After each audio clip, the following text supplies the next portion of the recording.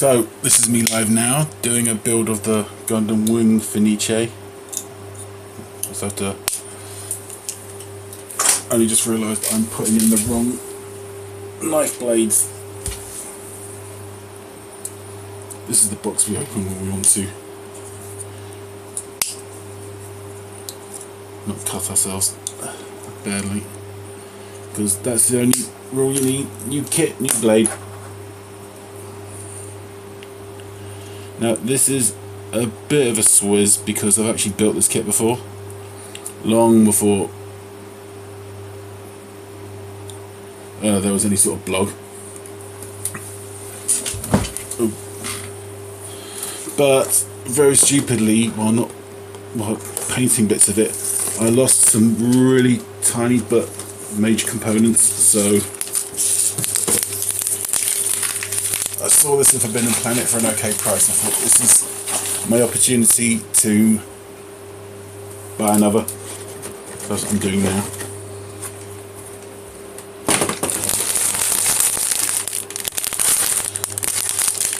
Oh, I forgot how many runners was on this. Okay, this might have to be a 2-dayer because I don't really want to do any more than 2 hours at the maximum.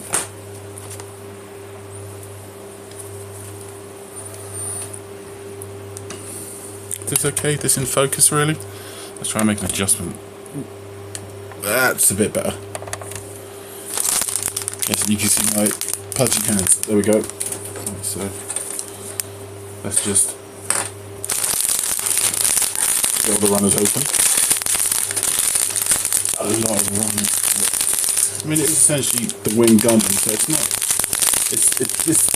Just keep telling yourself this isn't going to be anywhere near as bad as the Sengoku upgrade. This is a nightmare build.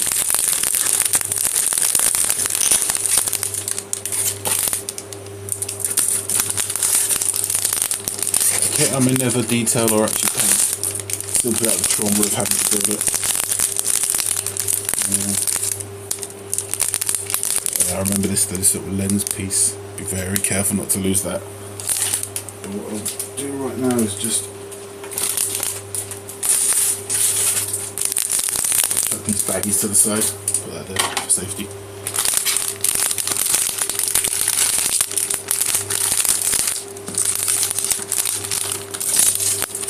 And the absolute rubbish stickers.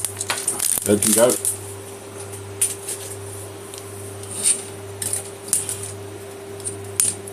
So these won't get put together, these will get added to a while, but what is that? That is the H1 and 2B.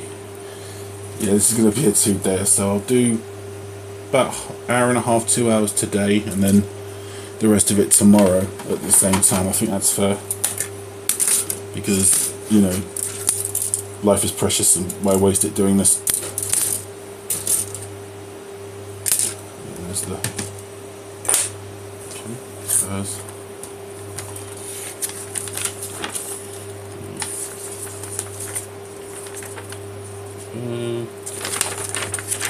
Okay, here we go.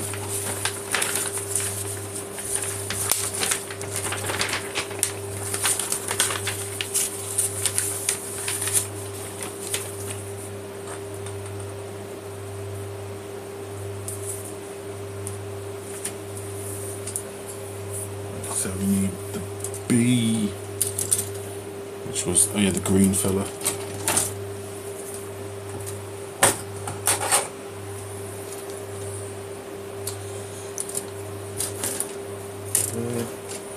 Actually, this is such a big runner, let's move this out of the way.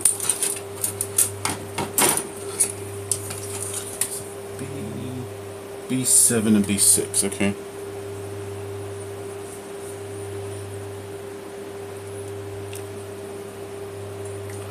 As luck would have it, because of the coloured plastic, I can actually see the numbers a bit better.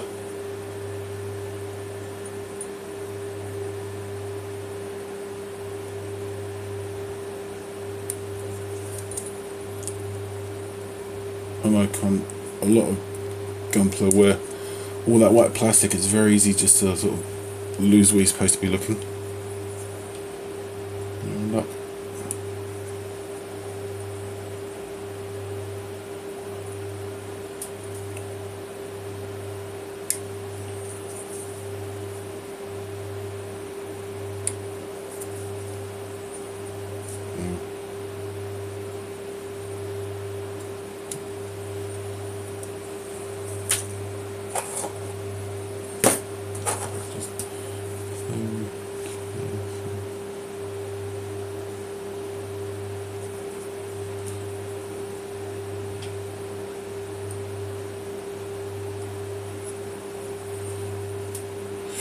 Ooh, that's a rather nice stress mark.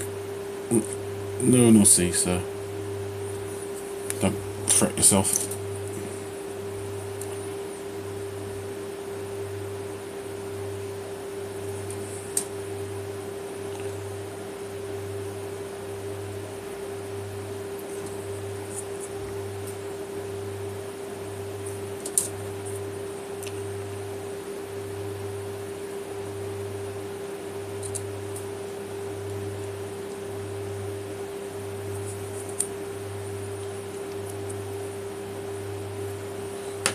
That's going to be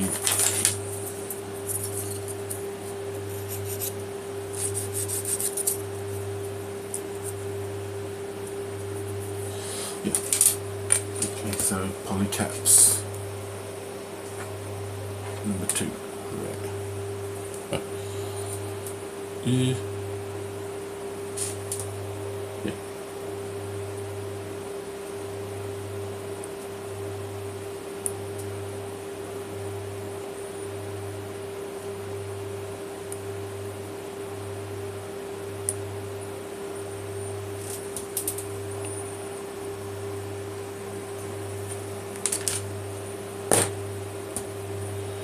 So there you go.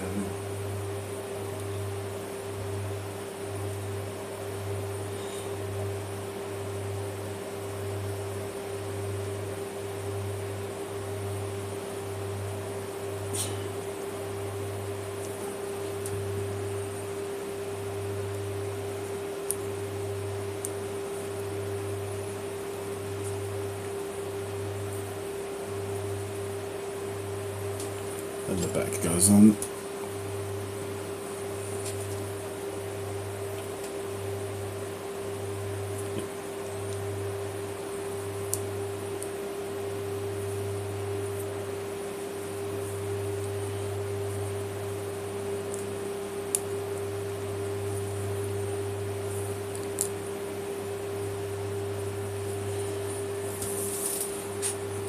There, that's already most of the torso done. Ooh, I think there's a breeze compared to Sengoku Astray. The next step is A1 runner, which I think is this sort of slightly off cream colour plastic.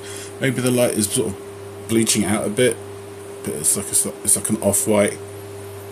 Because in the show, I guess it's meant to represent that it's like an aged plastic, maybe. Either that or it's just done for style reasons. But I think it's aged plastic myself. Okay, A1 23. 23. That's this bit. It always helps just if you're not 100% certain, just to check the diagram, so you can.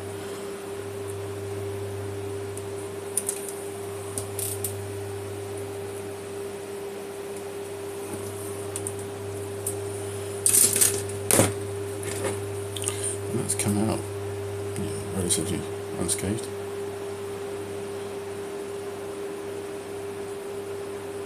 You may think it's slightly finicky or pointless to actually trim down little gate marks like this, but some of the builds on these kits are actually so fine and there's almost no gap for error, so even just that little extra millimetre or two of plastic on the edge there can really stop it fitting into place properly.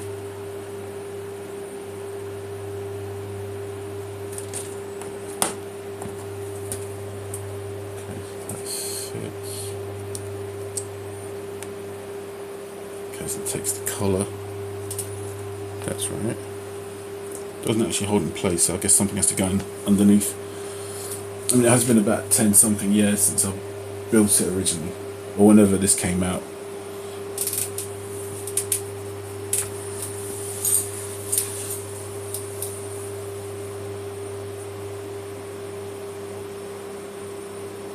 Okay, so I need the D runner, D1. That's 9 and 10. Oh, it's the side vents in the chest.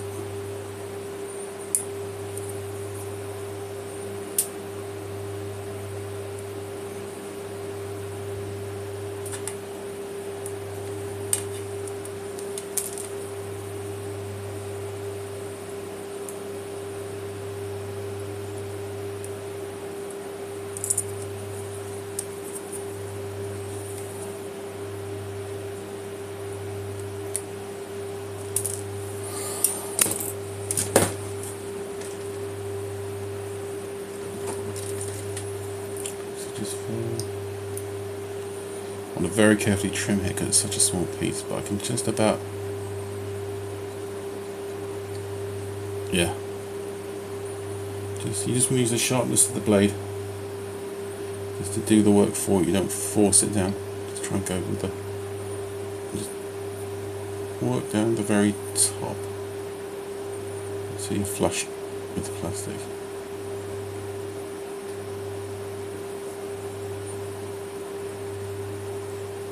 Yeah, you can still see the muck, but it feels better.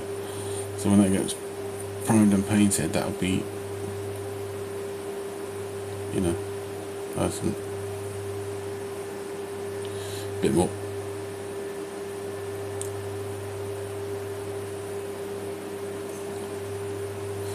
So that's the real legwork of model kit building. It's all the little,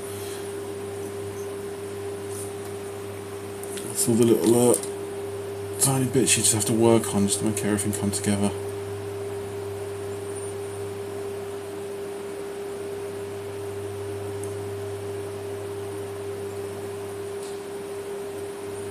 That's okay.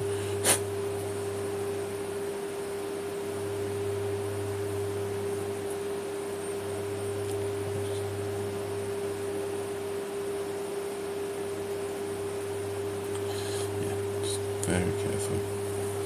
Be very careful. Am I even talking loud enough? I don't know. Probably not, because I don't have the mic in. Because it doesn't work with a new camera.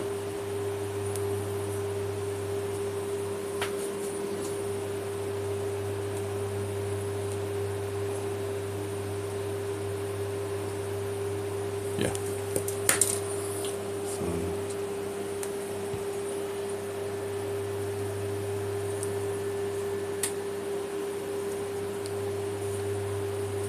Yeah, it's a bit loose. Obviously, when this gets fully done, I'd want to paint these bits black so it, you know, gives some depth.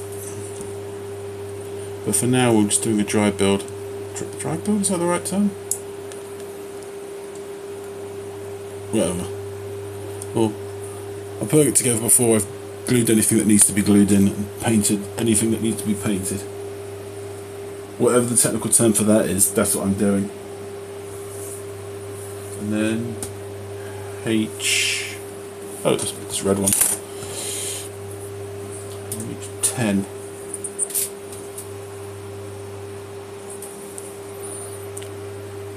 Yeah.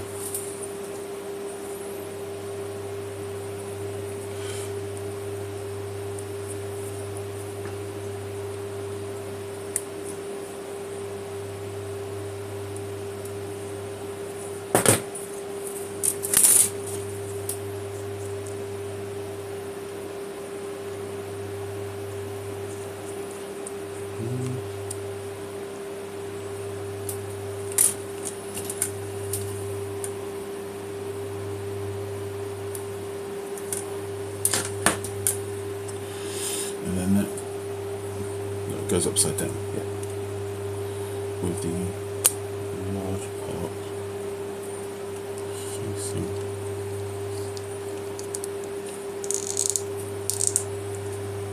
Okay, so that's already most of the torso.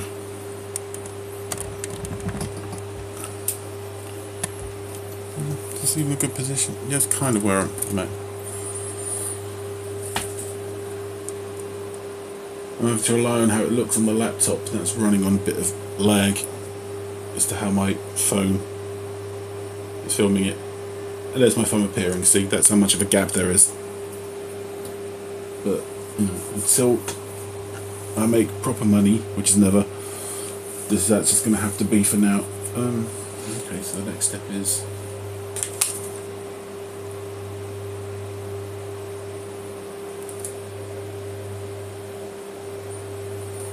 so from the A1 runner, I need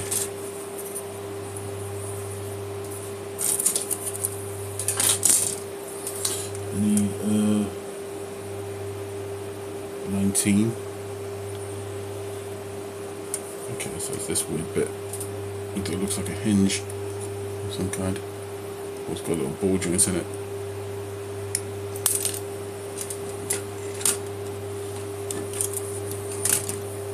don't need to trim this unless it doesn't fit properly, because nothing of it will be seen.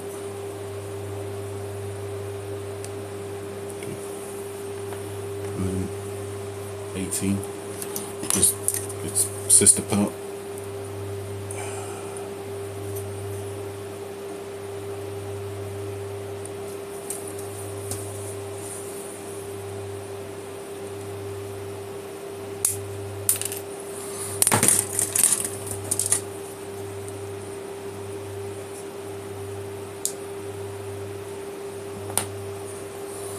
And then, okay, so the front is where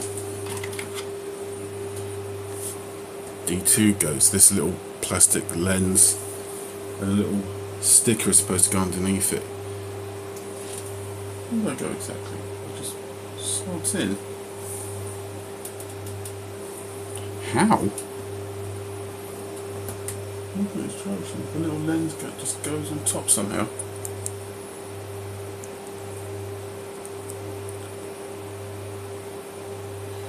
That can't be right. There's a slot there. That's where it goes. What we're talking about is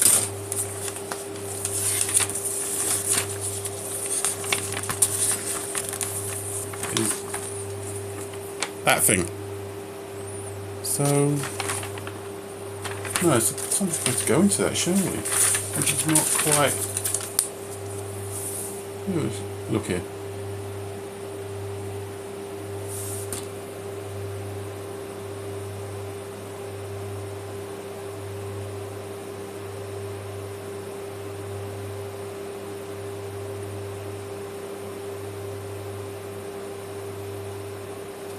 So something from the D2.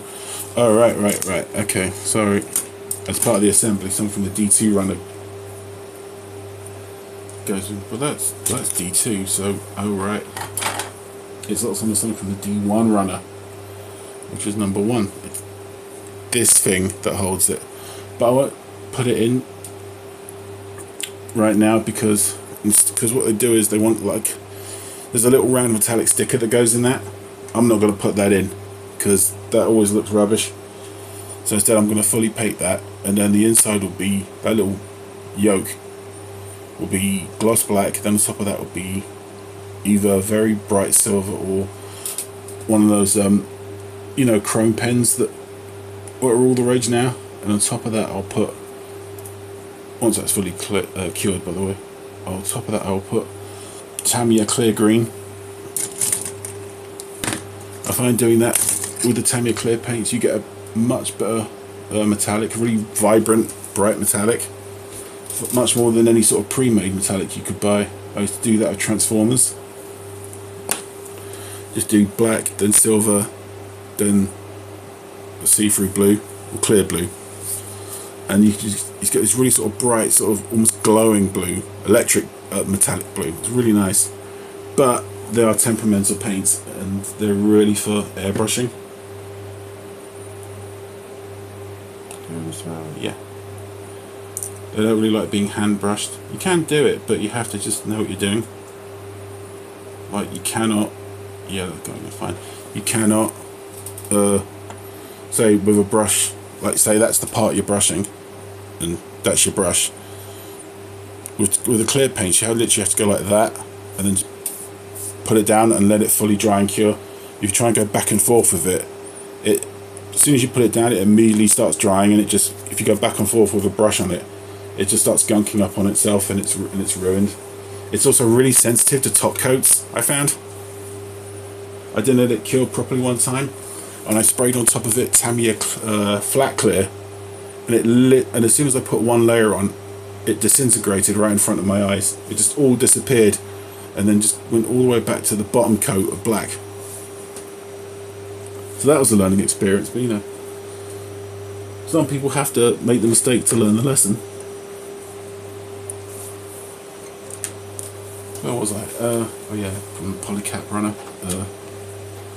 number 1.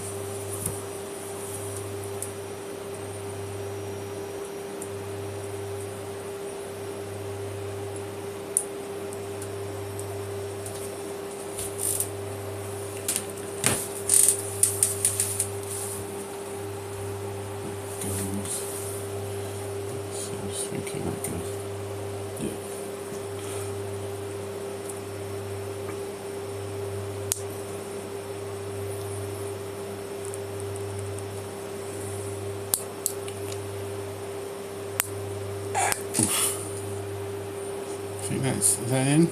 Nope, not fully. So it's in fully enough. I mean, it's pretty much flushed down. It doesn't feel super secure, but it would have to do. Okay. Then from the A1 runner, we need 20.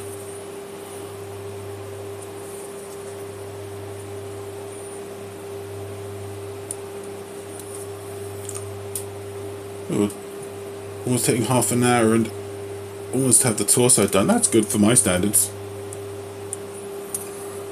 But other people's probably poor. I don't know, is speed building a thing?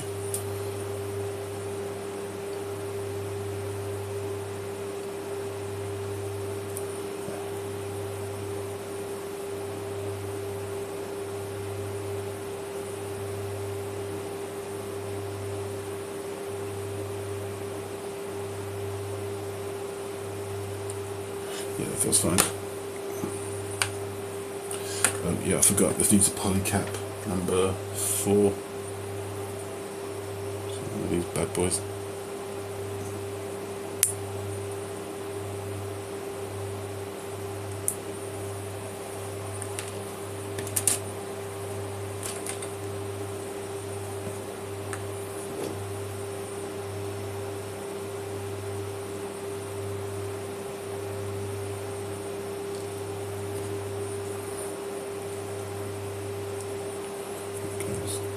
Yeah. Okay, that is.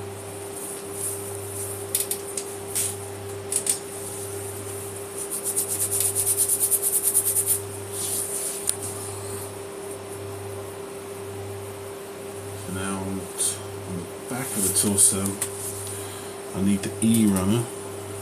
Ah, this grey one. Finally get to use the grey one. E33. Okay. That is, oh, this.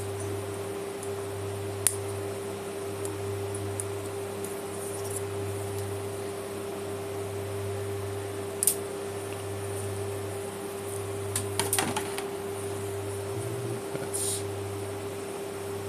yeah, it's a little bit trim.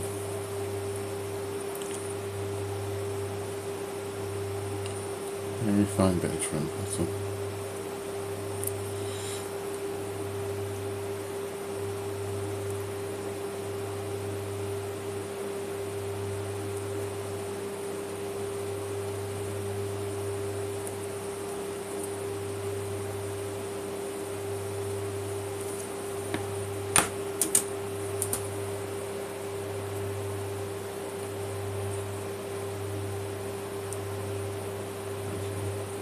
Alright, okay, that's gonna get sandwiched between another part.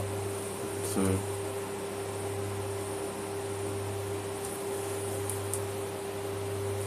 B, this could be one of those tricky ones, isn't it?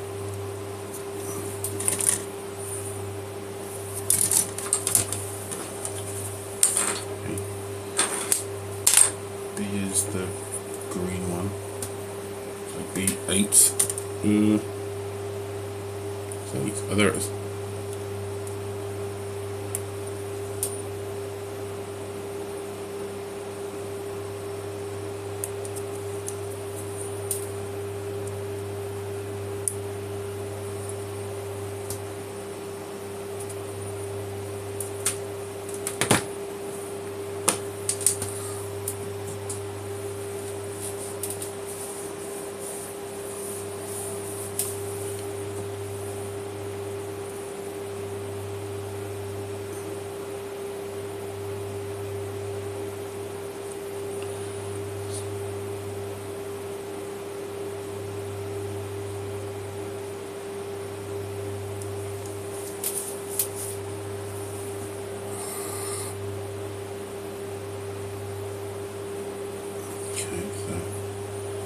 Goes right there, and then there's a G runner? What? Oh, it's here. It's a smaller. So many. Okay, so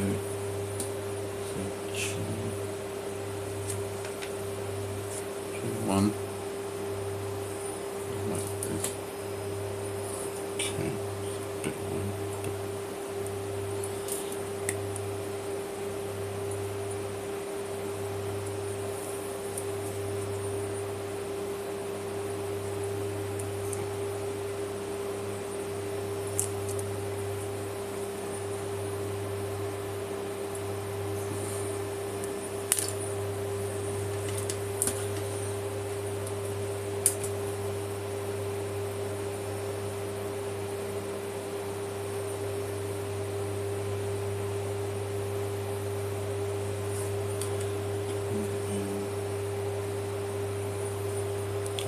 goes in there. Oh yeah, this is the thing where the wings go onto. But he only has one set of wings on one side. So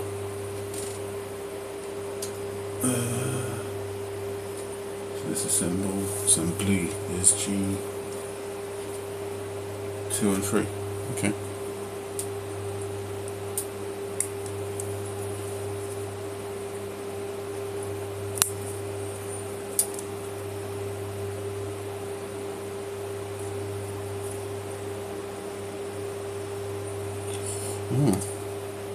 Yeah, these side cutters I think are starting to lose their sharpness. I may have to. I think this may be their last kit. And then I have to open the one I've had in reserve. And yeah, this is free.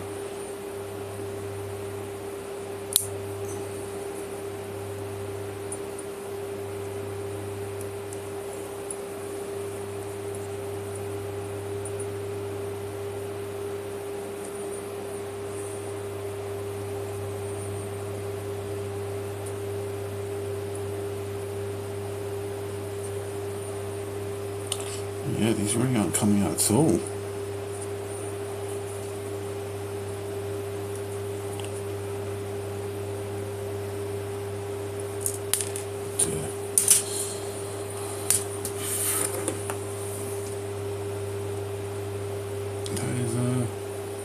These won't really get seen, so I'm not too fussed about trimming, but you know, I may have to just in case they don't fit together.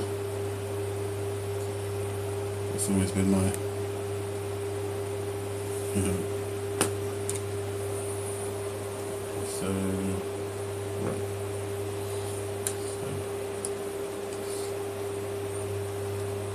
Yeah, man, to sort of look closely at the instructions to see how these two bits go together. So I think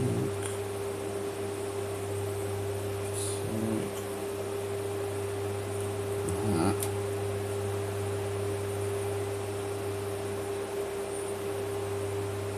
No, I put it on the wrong way. Like that.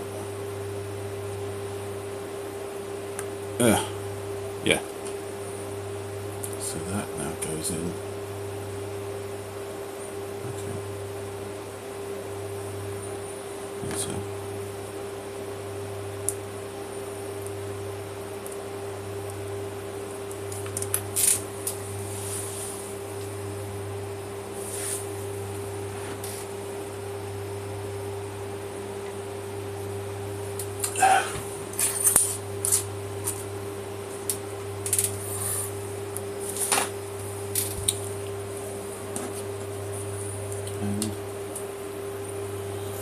So if we do this correctly, it's going out. That.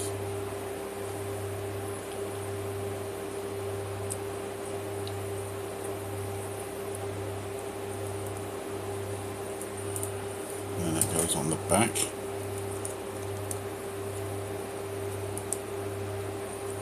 Yeah, see, it's all coming together now. Somewhat. Okay, so now the head wants being assembled. Alright, so we need A1. Okay, where's A1? A1 16. The back of the head. Again, this is one where it's a bit quirky because the stickers, he has one red eye, one green eye. Just like I did last time, I'm not going to put the sticker on instead I'm going to paint him that way. Again, just doing the same thing I said about how you could do metallic colours, just gloss black, silver, then Tamiya, clear red and clear green.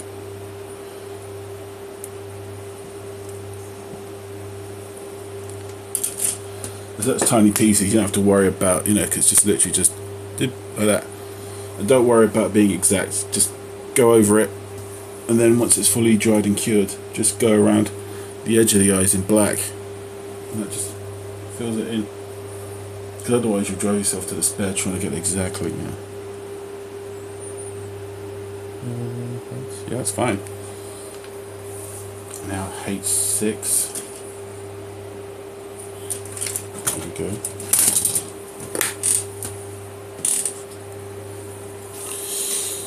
Oh yes, H6. Now it's all coming back. That's the part I lost originally. Could not find it for love nor money. And in the end I just went to hell with it. I'll buy another one. But this is actually the eyepiece. If you can see. It's really, really tiny. I mean, that's it on my pinky finger. If you see the rate, I can just about, if I touch it with my knife, can you see where the raised eyes bits are? They are raised enough that you can catch it with the brush. I can just about see them with my own eyesight, but I think if I was to do this now, I would have to use those special magnifying glasses I bought. Because I'm 45 now, I simply just cannot see things like I used to.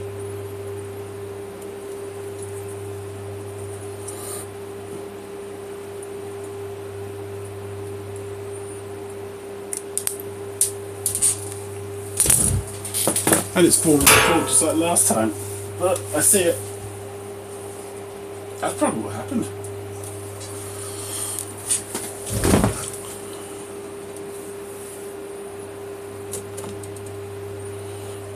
But yeah, it goes in there. I'm not going to push it in very tightly, simply because I want to be able to get it out again. Obviously, when I paint it, except when I do paint it, I'm simply just going to separate the head and leave that in, so it's something larger to hold it on for it to stay on, as opposed to like taping this on the end of a bamboo skewer or something. So at least this way, this is a lot harder to lose. So we've got that piece, and then there's the what's A1? Oh, that's it. A115. What's 15? Oh, it's this bit. The front mouthy bit. Yeah.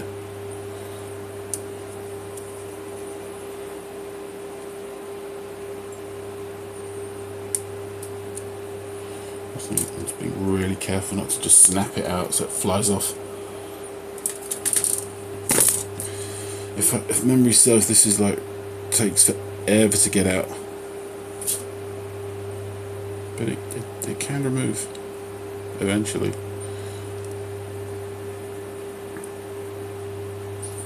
See if you can see that now, how that works out. But removing it shouldn't be too hard. Now I've got one of these nifty part separators.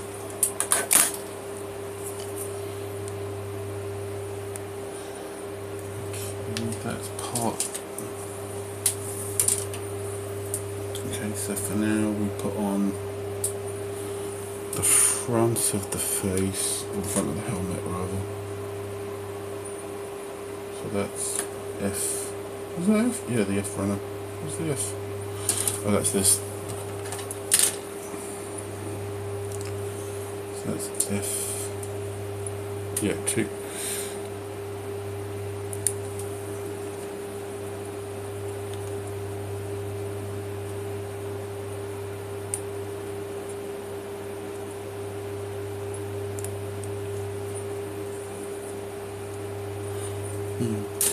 I probably get, well, I know I'll get much more views on YouTube, but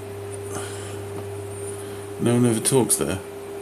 So at least one of the followers I have on Twitch, if he can catch us, does actually join the chat. So I'd rather, only one person watch it and be able to talk than loads of people watch and never say anything, which seems to be the case with YouTube. Although being on YouTube as long as I have, I kind of count that as a small blessing, considering how toxic the platform is.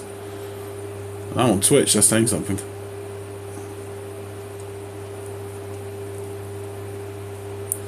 Yeah, it's gone on fine. That goes on with the back.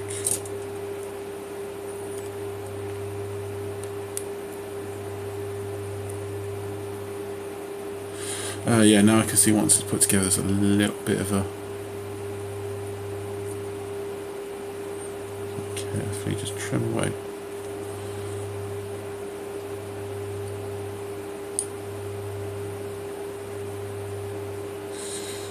Just very carefully just using the sharpness, not forcing it. But I'm not forcing it, but I am sort of guiding it, you know. I want it to go in a certain direction and not push down, so I'm trying to keep it out. Oof. Yeah, it's a lot better now. See, I'm looking at the thing.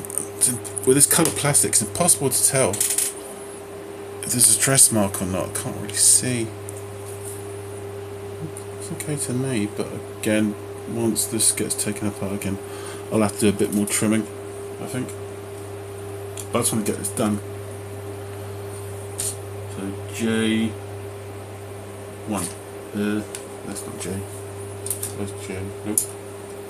That's A. That's H. That's the row. This is J. Yeah, that's J. So J1.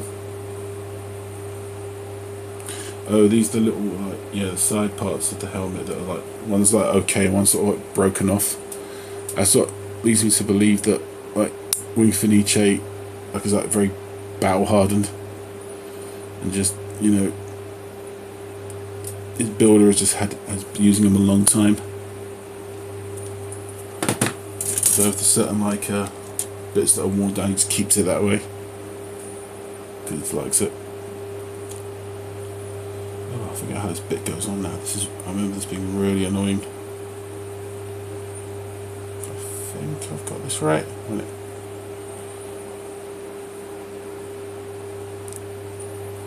Okay, yeah, that's definitely a bit that's going to have to be glued in.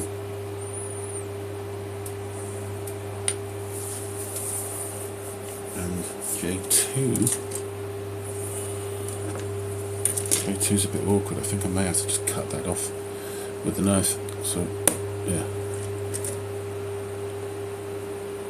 So I don't think I can really get in there with even the fine cuts. Apart from this bit here.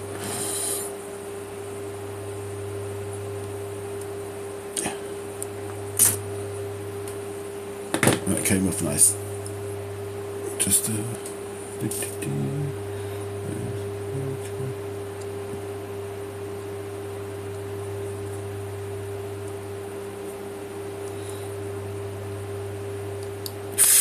Ooh. That was a close call. Almost got my thumb. In fact, well, I better not show it on camera because that might be TOS. There's a very, very faint line developing across my thumb, I think. So I just scuffed it. See, always respect your knife, because it won't respect you back. Okay, and that's the other bit. So that's the proper part, and that's the bit that's like sort of worn off or been snapped over the years. So I like that idea. I had the idea originally of like weathering it up like it's an actual, because in the context of the show this is actually a Gunpla kit. It's not an actual Gundam that fights in intergalactic battles, but I had the idea of painting it up like it was. So I had the idea of doing lots of like paint chipping and weathering and like scorch marks and stuff, like it was a really like battle hardened Gundam that had been like defending one section of the I don't know, it's in space or something and people don't get along. That's basically Gundam. Okay, so here we go with the head fin. So H. Where's H? Put it in H.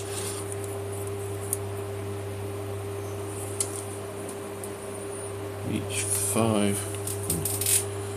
Oh yeah, I can see. God, that's tiny. Yeah, that's gonna have to go out with a knife. That's so small. Actually, you know what?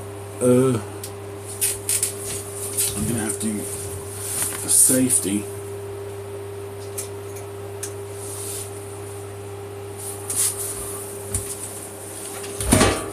for safety, I'm going to have to utilise my tweezers because I don't want it flying off, so I want something to secure it.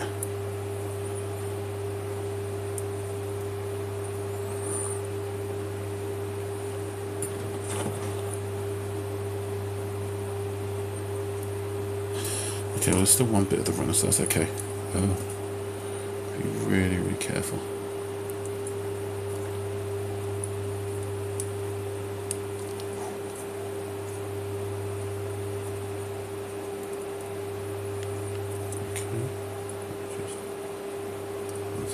This is going to be awkward, so you might not see it, but I'm having to hold that little piece just.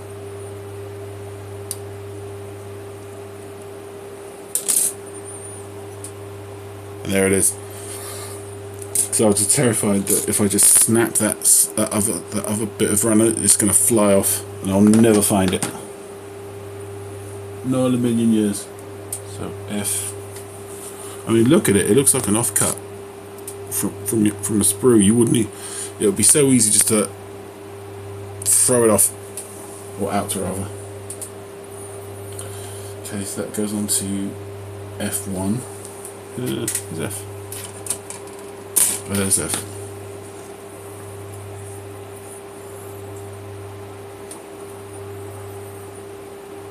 Yeah, here we are with the broken head fin. I forgot about this. Maybe Wing Fenice is a homage to how the Wing Gundam looks in the end credits of Gundam Wing. If you ever watch that, I mean, you can watch it all for free on GundamInfo.tv, the YouTube channel. Which, you know, they're ahead of the game. They finally figured out, well, people are uploading clips of our shows to YouTube. Why don't we just do it instead and cut out the middleman? So we get the money.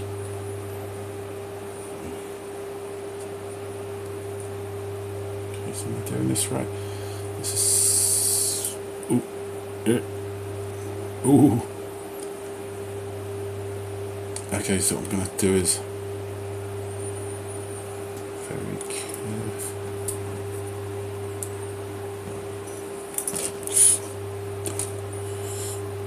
I think the best bet is to lie that piece flat and push the fin right into it. Nope.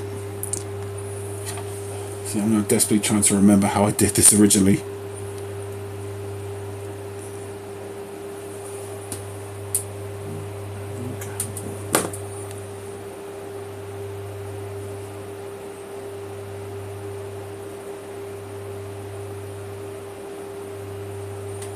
Oh, there we go. By pure fluke.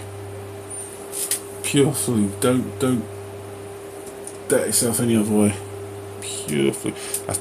Oh, Gordon just fell out.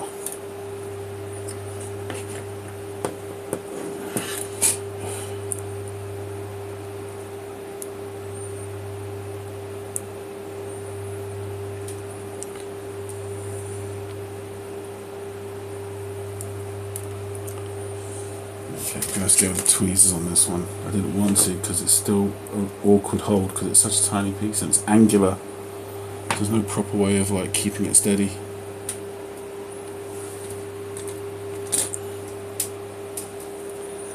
Maybe if I just keep it here and introduce the slot.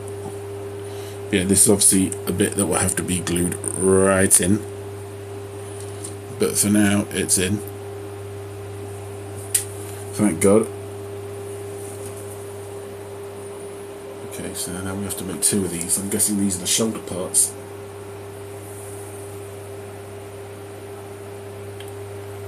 So A1.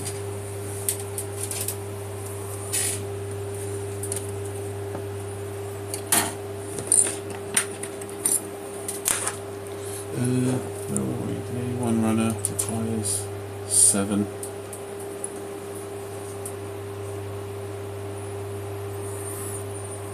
Okay, so it's this bit.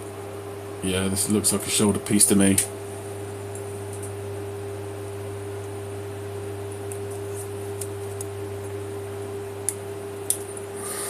Yeah, another thing about streaming on YouTube is you think, oh, stop the stream, and then, you know, a bit of gubbins, and then there it is.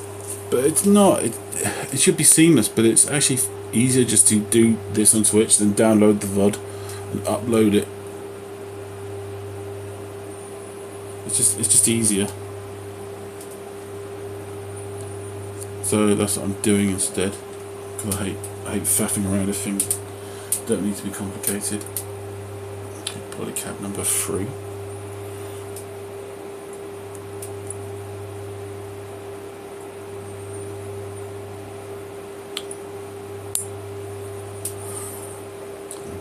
Still weird building in silence. Normally I'd have a podcast on the go.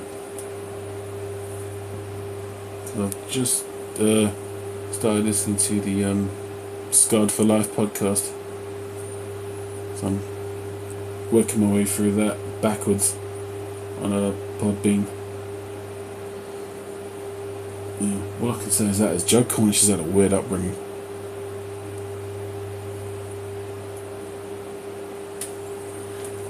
Okay, that is a little bit of excess. That's all I'll say about that weird upbringing. A1 number 6.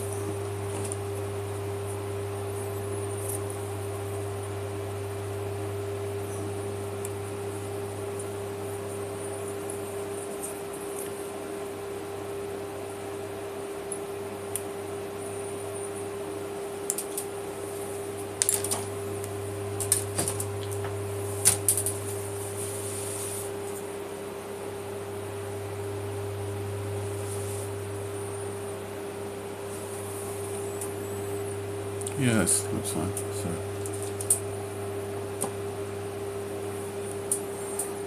that is okay. That's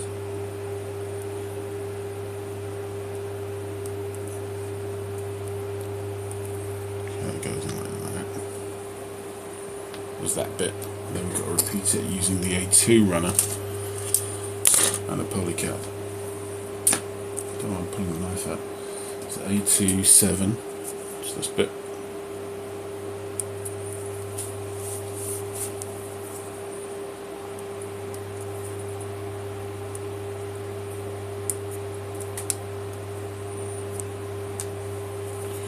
And A2 6.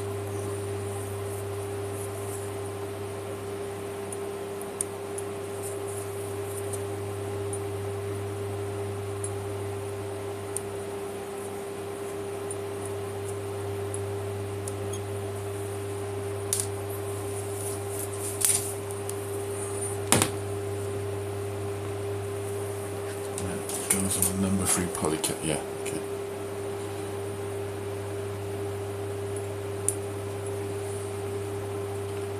At this rate, I'll almost reach the dizzying heights of competence.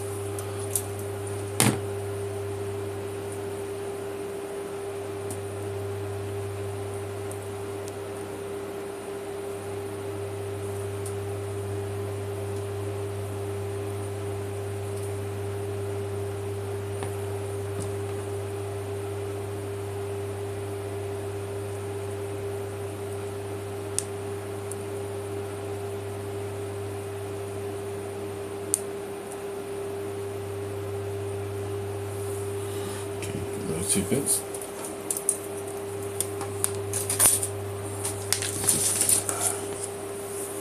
Right then, F3 and F4. Who's F? Where's this? Is it F3? Oh yeah. Oh, here, right, okay.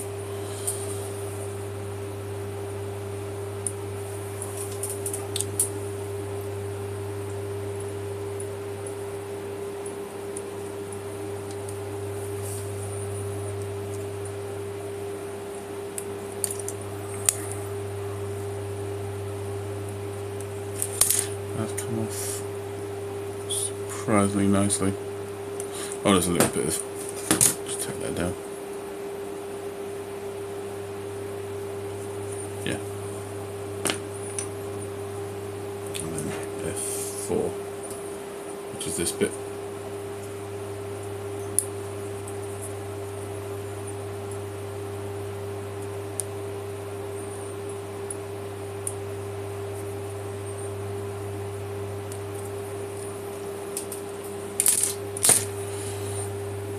Quite a bit of gappage on.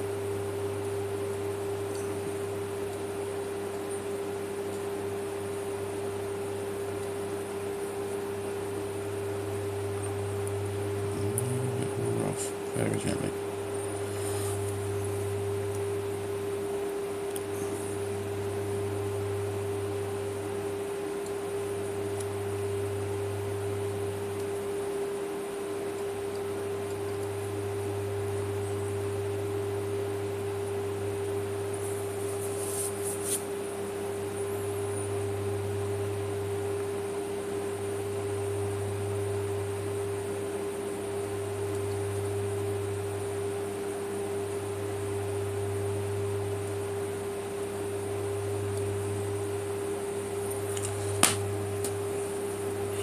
So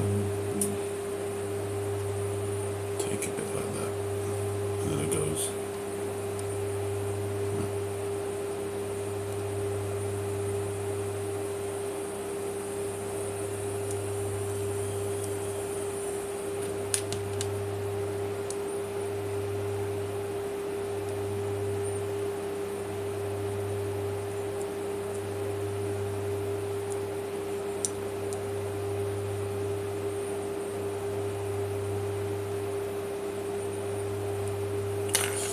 Wait a second, I'm all confused here. I don't know what I'm doing.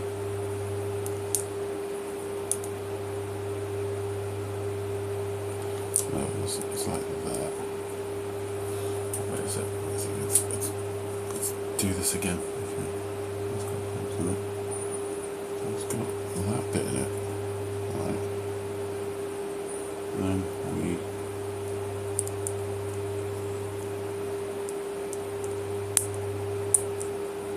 Okay. So that's that bit.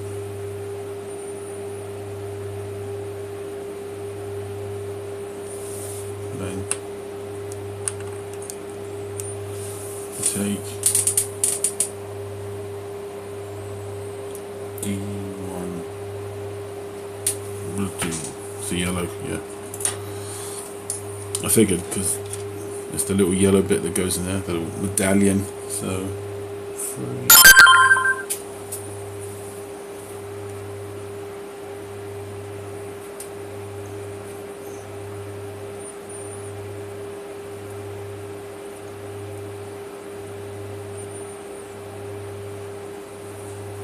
nothing. Number 3.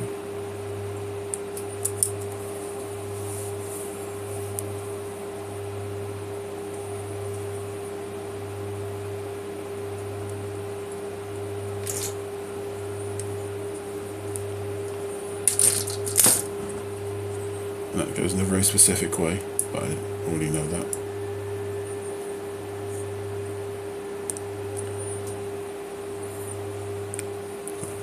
And then we do the one at the back, which is number 2.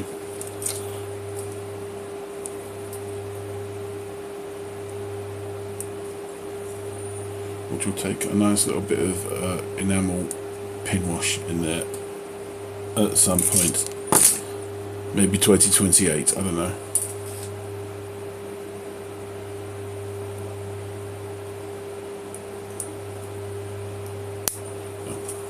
What's this?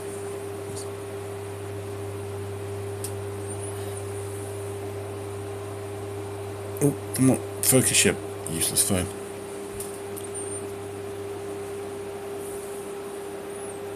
Oh, don't be weird, come on.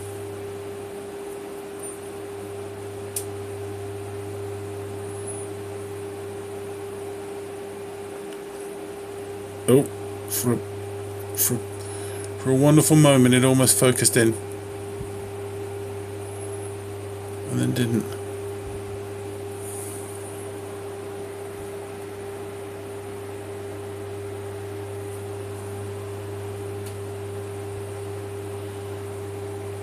We have to take my word for it. sorry.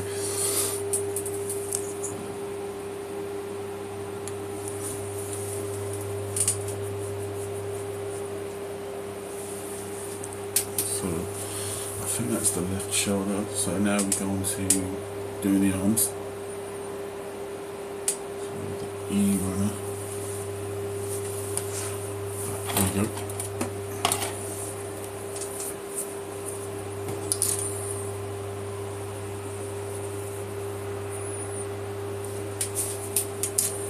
So E20.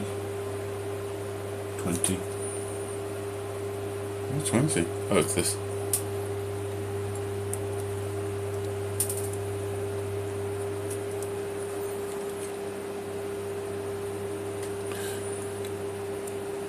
See what I mean about eyesight? It's just getting worse and worse. It's hard to read the numbers.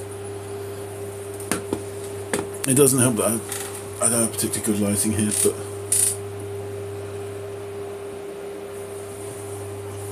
it's just good. It's just how it is.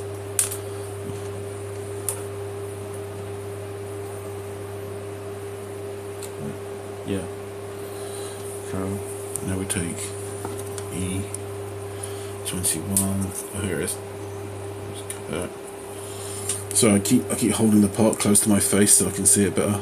But I forget it's not really on camera. Which is kind of defeats the purpose.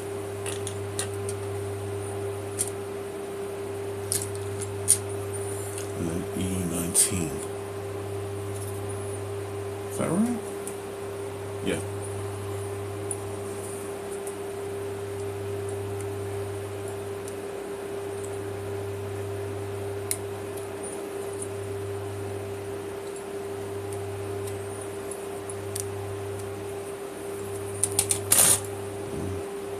Yeah, this needs a bit of trimming.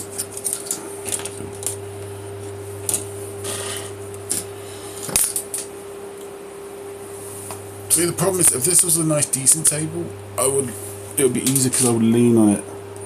But this is not a decent table. See how wobbly it is? It's a fold-away table. If I put my weight on this, then it will just completely buckle.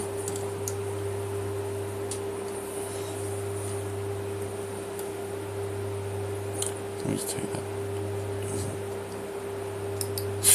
Oh God! Almost jabbed my thumb again. So you got to take it gently with a knife.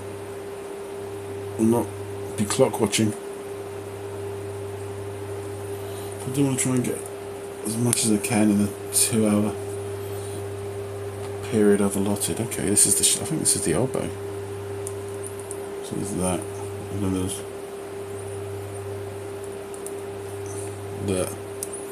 So that's probably elbow, I think, or something.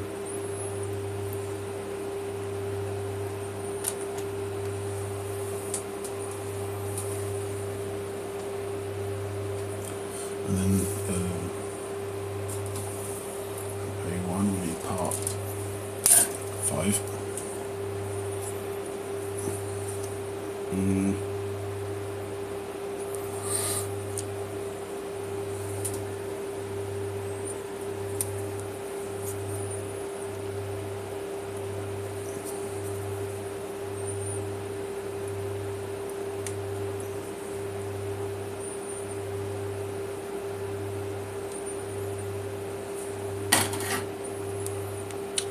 It's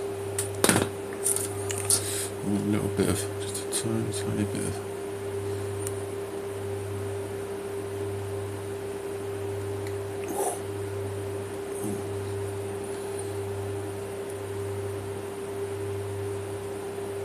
I'm going to be so careful. So, wait, if I'm looking at this right, I want the. Trying to see if it's like identical both sides. Yeah, kind of is. So that goes like that. Okay. And then we need to make the one that comes from the B runner and D1. that's green in there. So B15, it's one of those little catches.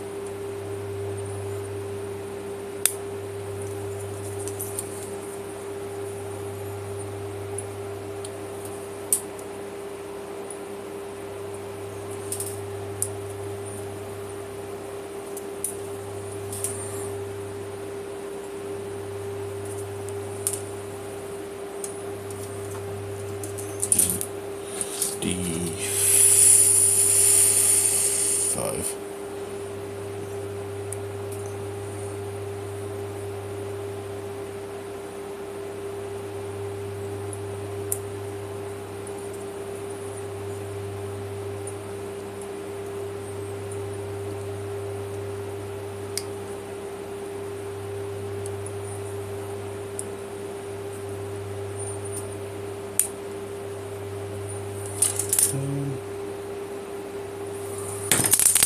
There's quite a bit of trimming that one actually.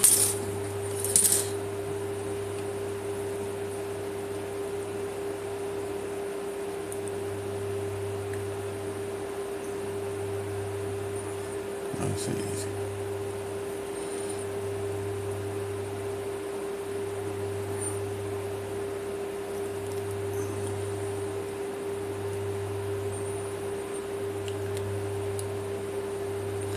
The only thing that makes it dangerous is when it's such a small part, I've got nothing to really gain any purchase on. So it's very difficult to try and...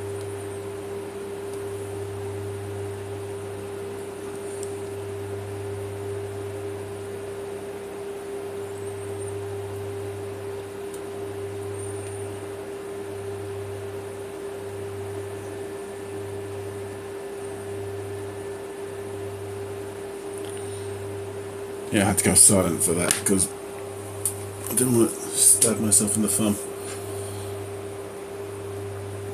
Okay, so if we look at the right, that goes. Oof, nope.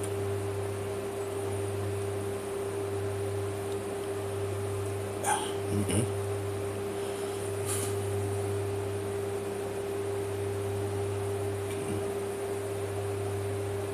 And that goes into a whole other assembly from the B runner.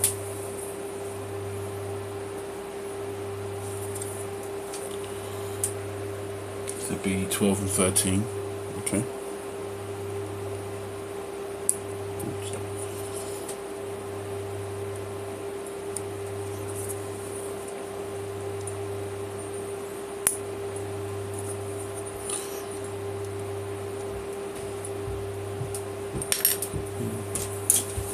Good to just finally get some kits out of the way because it's such a backlog.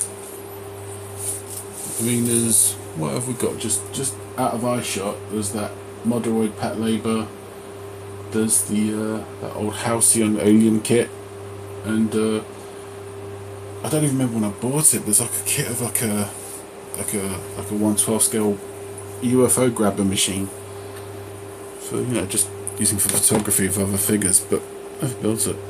Had it for ages.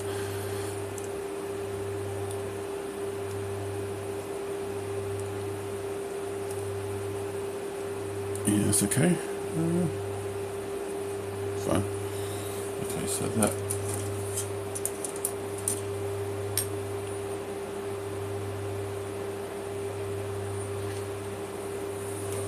B12. I'm going to cut out B13 by mistake. No, cut out B12. Oh, it goes on that side, right. Okay.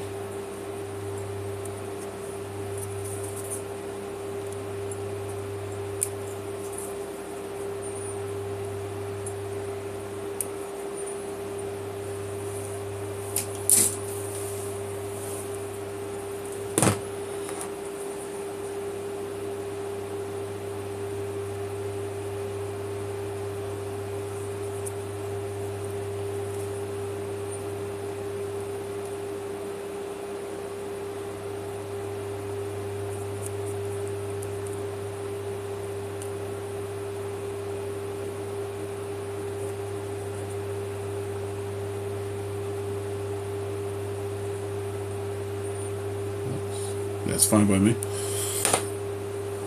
So that goes in that little bit there. Okay. Right. I always think this little bit reminds you of the Shinglong Gundam from Gundam Wing, because that had sort of like talons or like dragon claws. But I never was that fussed about owning the kit or even getting the figures, because there were the figures, this sort of, what they call War in My Pocket or something like that.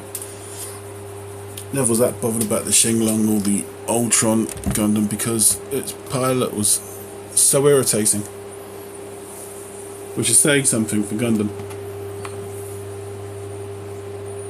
because pretty much all the characters in Gundam shows are just completely unlikable. Yes, that's the arm. And now that goes into the. Okay, so that bit goes in there. Right. And now we get. Where was the E-runner? Oh, right, here we get the hands. So E32.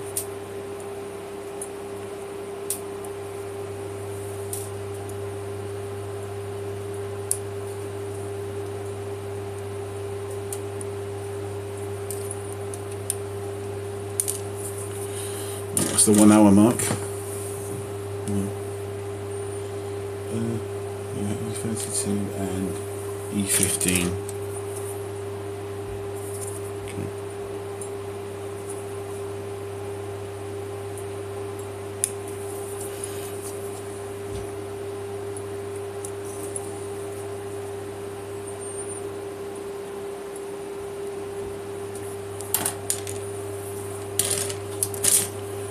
Goes.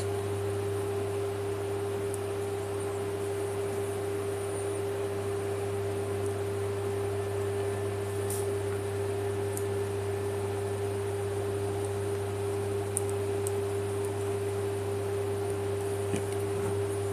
That pops in. And that's one arm.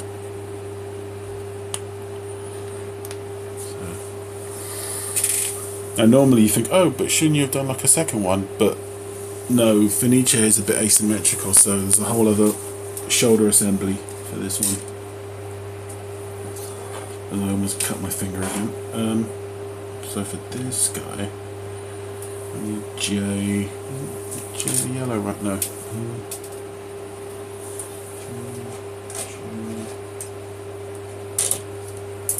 That's G. Here we are, G, the green one. J3. Okay.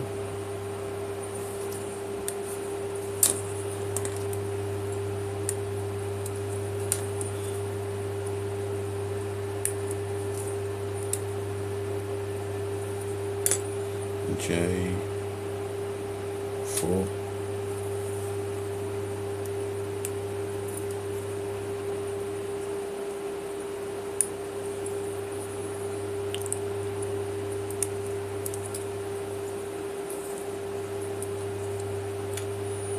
And then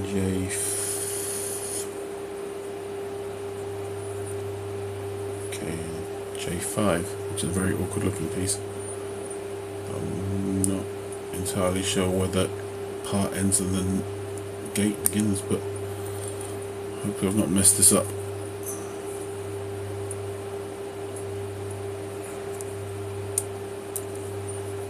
Okay, so let's just check out the trims if needs be.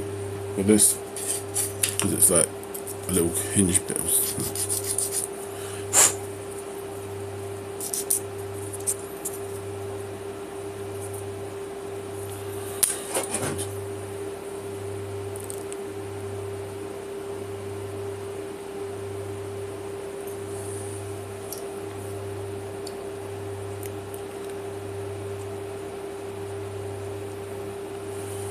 That's okay, I think this is a...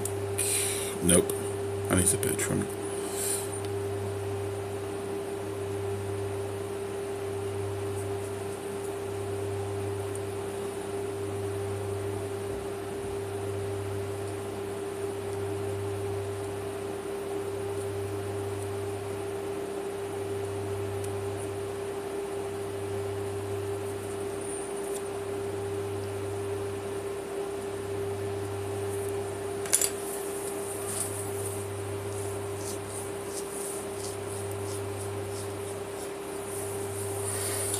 So I just needed to rub my eye. God, if only I was inclined to make just rubbish rage bait content, that'd be so much easier than this.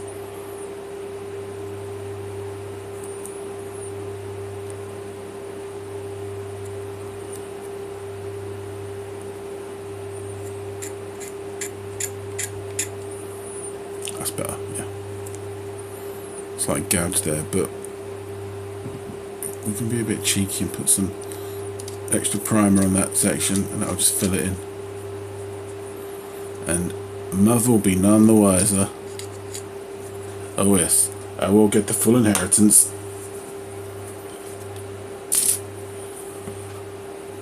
So that goes, that's right, okay, that goes there. Okay, this flappy bit, is it the same either side? Okay.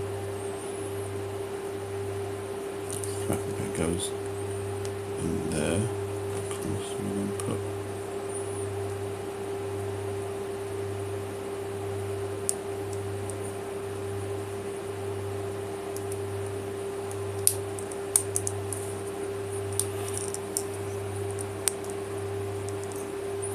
yeah, that's going to need... is it supposed to be like that? No, I think that's going to need a little bit of... I'll do the thing of using Tamiya plastic cement to just go over that and then sanding it down. But that's a little... yeah, that's okay. So that is... and we need that yellow runner again, so I know what's going on, the little medallions. So 2 and 3. Yeah, I really should just do that instead. Just make rage bait cobblers. Like I saw one of the usual pro wrestling bait channels. I'm not going to mention their name, but like AEW did this special match. They had a bunch of guys fight each other, and it's like, and they was like, yeah, and the winner of this match will win $400,000. And this guy was like, oh, the winner of the match didn't really get 400 grand. He just got paid the same amount he always gets paid to wrestle. It's like, you think, like, he really that blatant? You know, he didn't actually win 400 grand. Are you trying to suggest certain aspects of pro wrestling are contrived? Well, really. Wait till he finds out Hell in the Cell's not really set in hell. You'll lose them. You'll lose the plot entirely. I mean, at that point, you're not even trying, are you, mate? No wonder you got kicked out of that GCW show. Nope.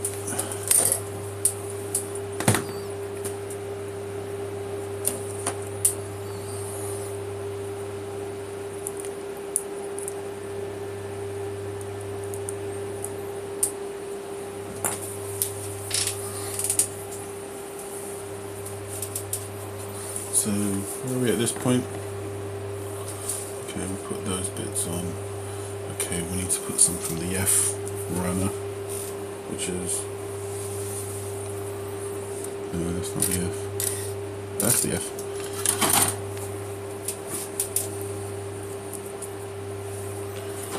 So F5, okay. It's this little... we've almost gone through our first runner. Almost. Can't believe it.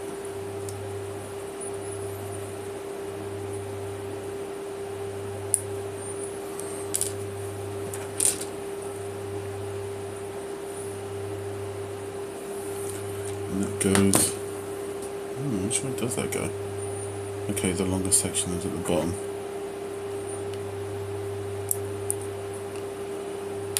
There we go, that's in there. A little vent, a little bit of ventage for you. Not enough to do you any harm. And now using the U-runner, we put together another shoulder. I mean elbow. We just put together the shoulders. Full. So E number 2. I can't even. Oh, here it is. Okay.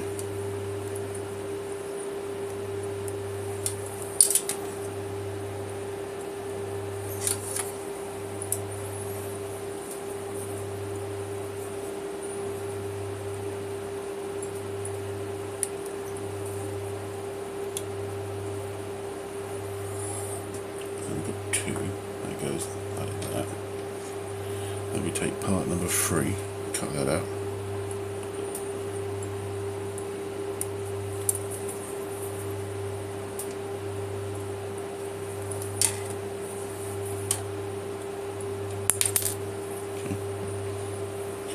That out, and then E4 with Turbo Leary. No, he's not been on it for years, has he? He's moved up in the world. He's on this morning now.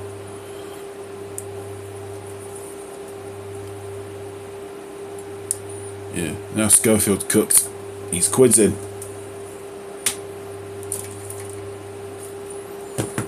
Okay, so that's going in right. Just put that on like so. Okay, there's that. D. No, that's not D. Not D. B. Nope. Nope. That's D1. That's B. So that's handy to have them. Right there. D1. Number 5, it's another of these pointless. I remember when I built the kit first time around, these little flappy things always were coming off. That's all I can remember.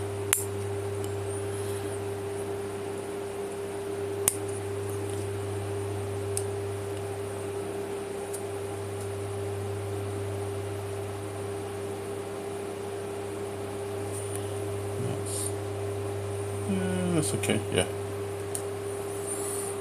And then B15.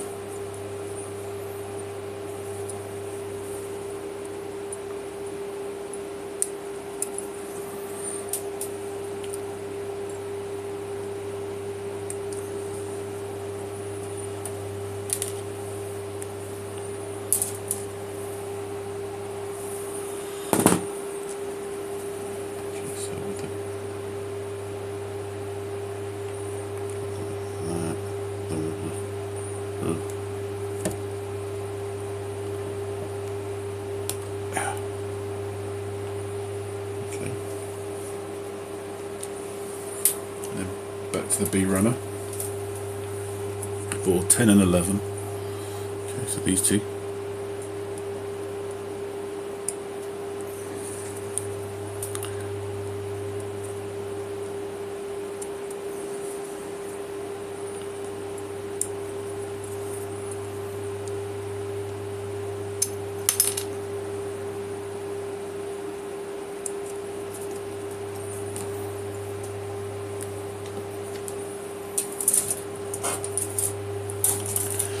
These will need trims, absolutely, just from the way the cuts felt. Yeah. Not too bad, not too bad.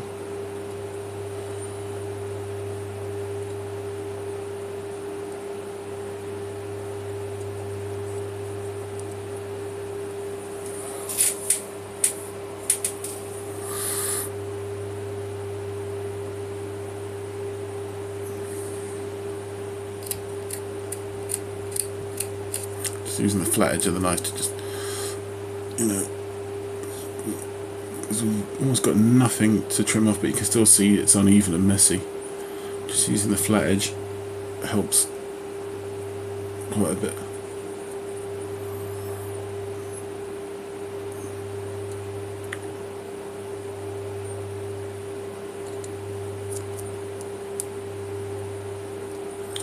I'm going to take a bit of a detour from normal and actually go up a little bit.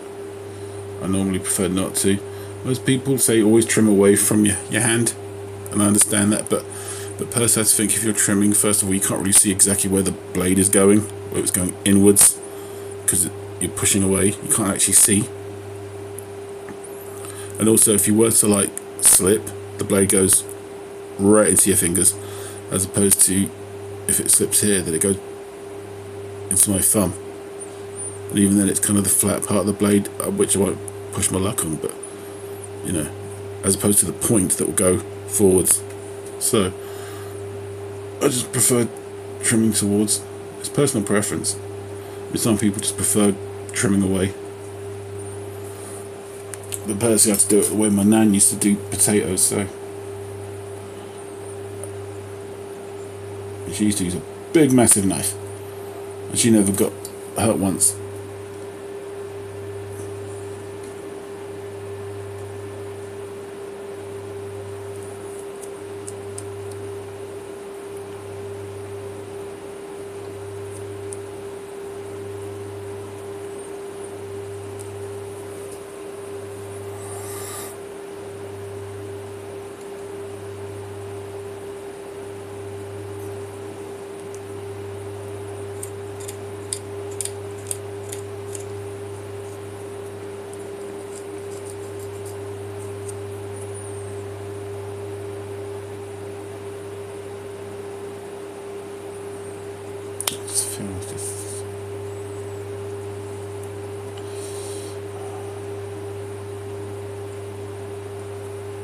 Yeah, it's good.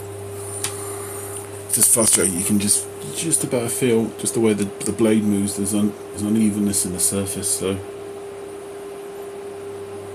it's just frustrating. So we're going to put that. Is that the right way? Yeah.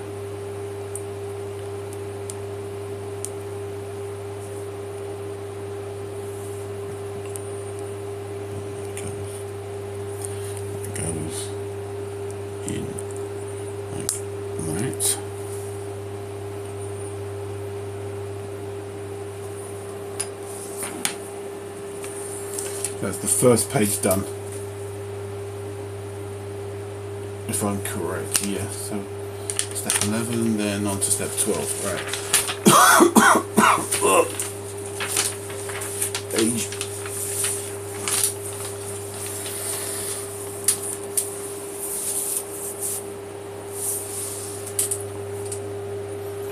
So that means we take.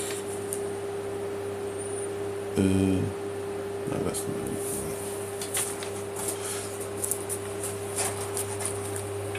Apart from A2, and that's number 5, this other shoulder bit.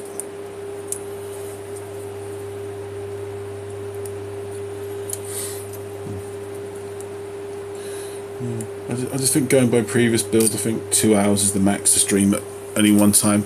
Not because, you know, I get bored, well I do, but mostly because I'm so old. If I sit down for too long a period without moving, my knees lock up and it hurts. That's basically it. I'm very young. I mean, I've approached that point in life where if someone tells you about someone dying, and if they're below the age of 60, you go, oh, that's no age. And if they're over the age of 75, you go, oh, well, good innings, you know. That's it, basically. Like, oh, yeah, you know, Tony Rasmus died the other week. 59 he was. Oh, that's no age. That's no age.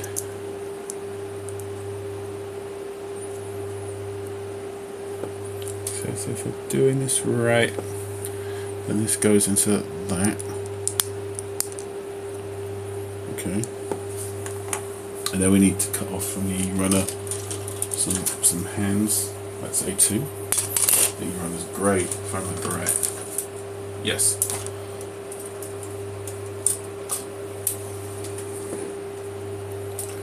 So E16 and 31. Okay, so here's 16.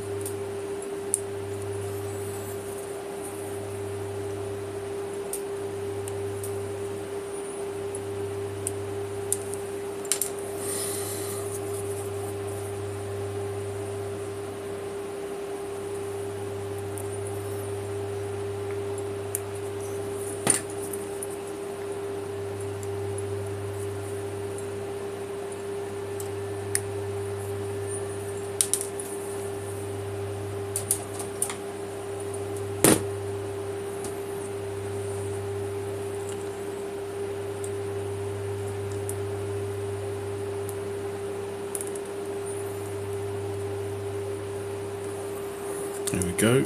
Gripping hand. Oh, that was a worry. Okay, so that is the other arm. Okay, and then it wants us to. Yeah, see this neck bit doesn't want to stay in. Okay, and put one arm in.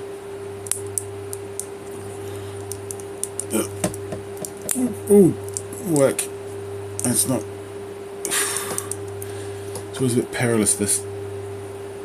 Put the other arm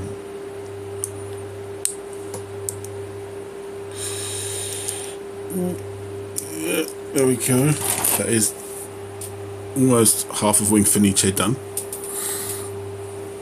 So I'm technically ahead of schedule because it's 1 hour and a half now, so.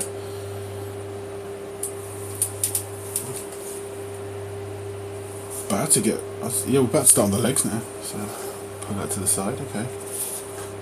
So A1 part 12. It looks like it's the top of the thigh.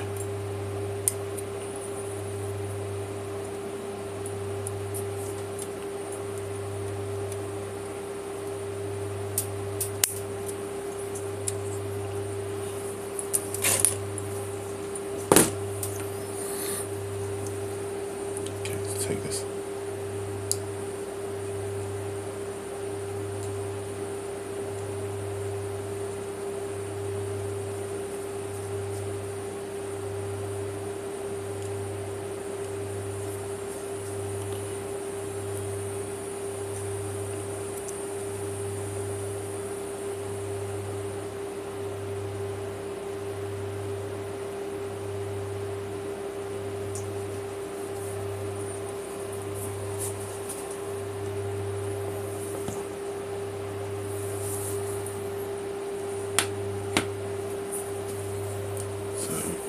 Okay, yeah, that's.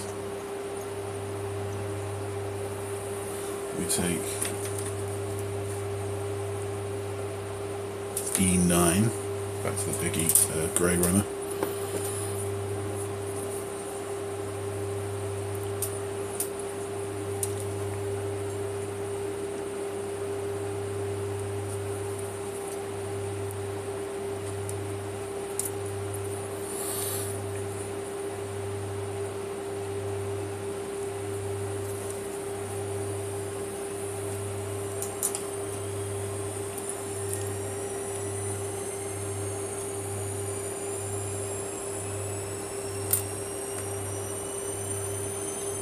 E6.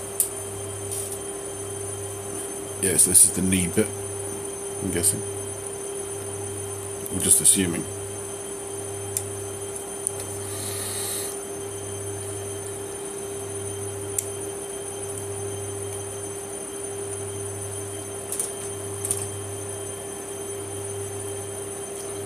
So, well, let me just go like.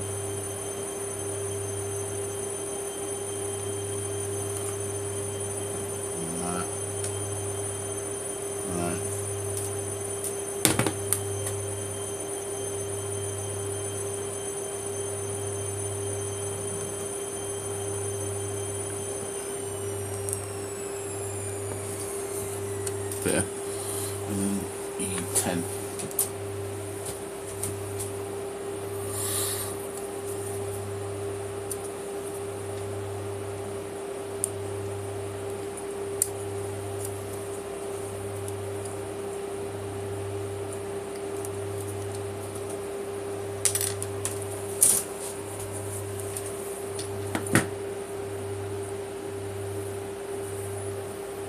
That goes over there. That goes over there, yeah.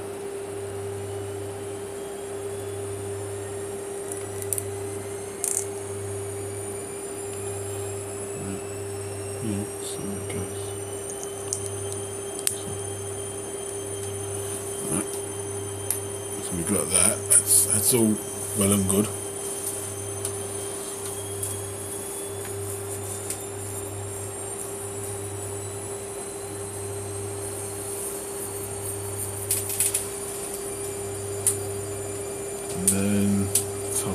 light bit. Need use of a polycap.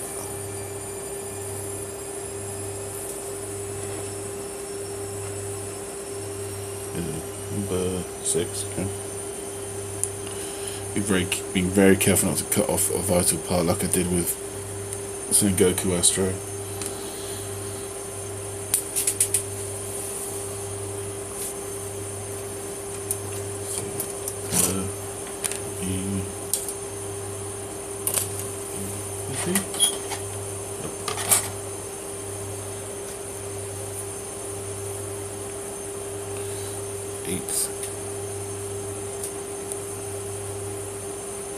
Am I making the right part here?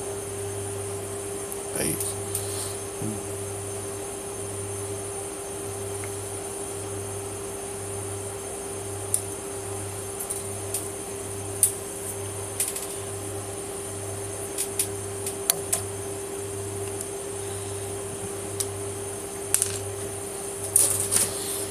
I mean, it's not even just a case of kits I've yet to build. There's kits I've already built that need to be sort of properly, parts that are loose and stuck up or need to be detailed, or in some cases need to be fully painted, like the Modoroid Escaflowne, because I don't like, it's almost kind of, it's a slightly lighter version of this plastic, the main body. I don't like it. I would like a slightly off-white, like a slightly dirty white, but it looks like a sort of a cream colour. That's not really how it looks in the show, so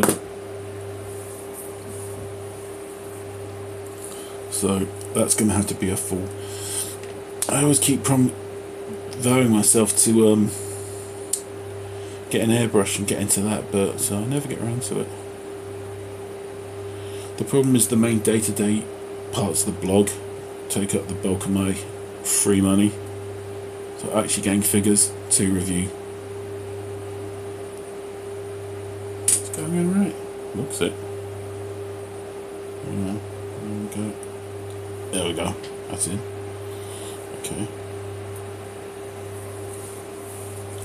And then E34. Right.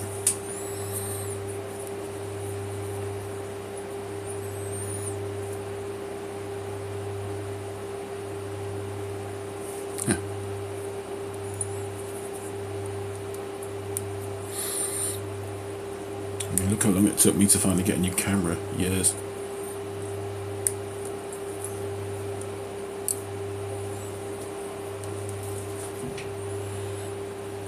And the way things, because I just checked recently, soon I'll be reaching the limit of storage on my WordPress site, so I'm going to have to start paying more money for that every year.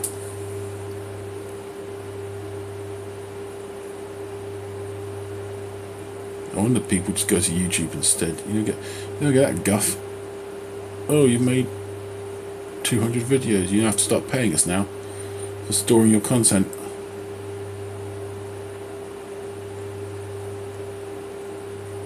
But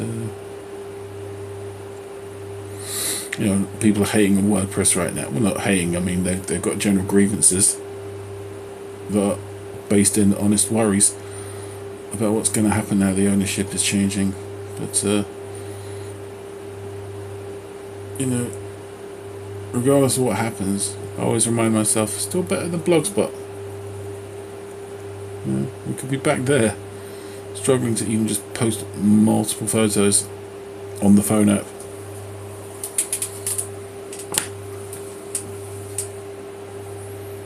Okay, so that goes in like that. That should go. If not like this, because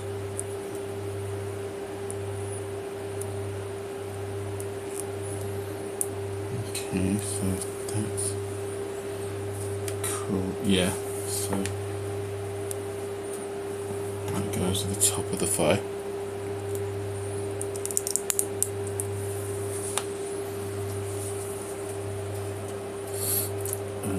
So if I can get this first leg finished, then I'll just knock it on the head right here, and then continue tomorrow, I think, because no one's watching. So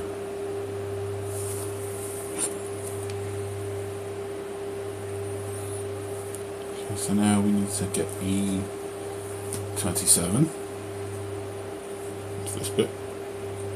Oh yeah, I recognise this is going to be the top of the ankle part. It's difficult to remember, you know. But, you know, being based on the Wing Gundam, it's fairly straightforward.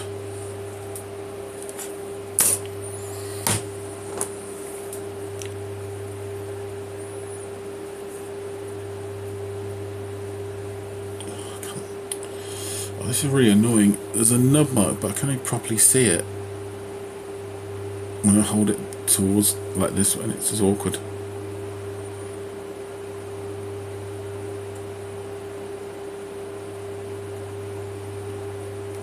Yeah, that's okay.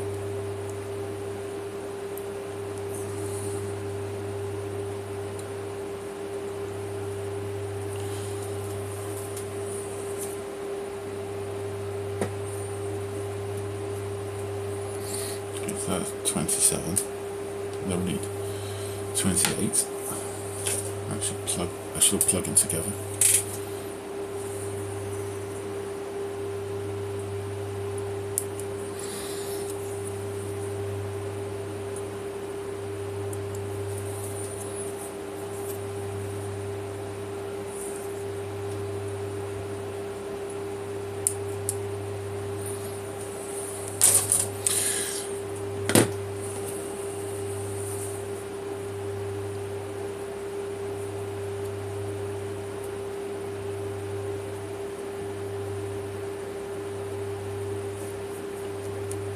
Bit more.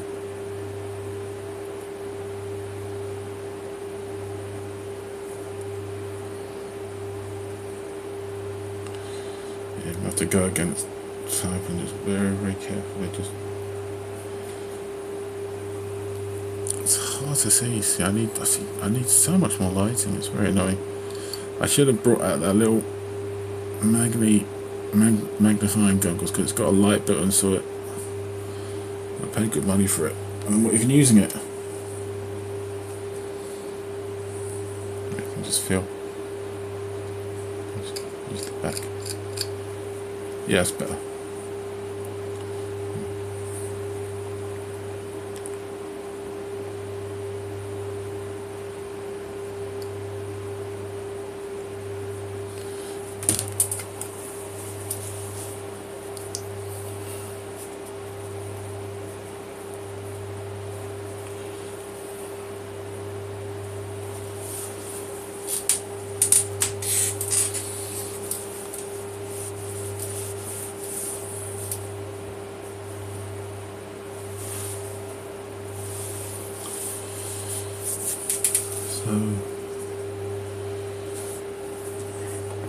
Okay, so this bit should go through the bottom of the knee.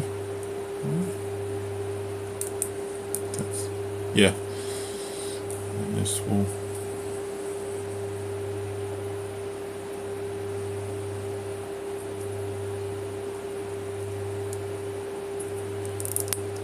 Okay.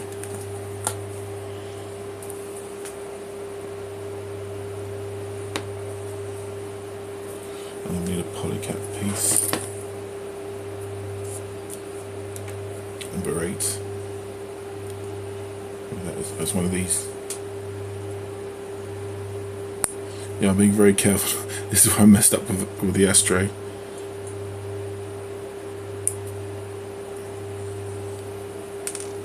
So, take that.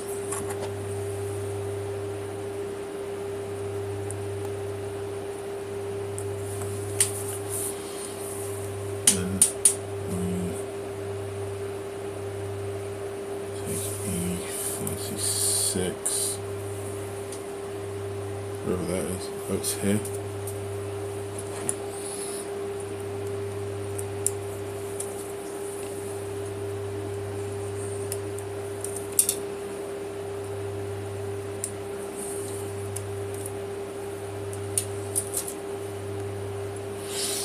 It's got a bit of gauge, but it doesn't need to trim really because you're not going to see it.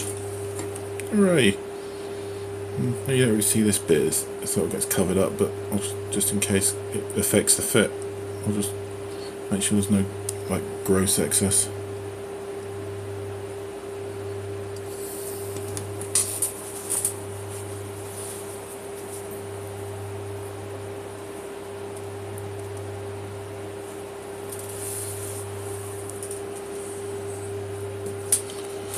So that's,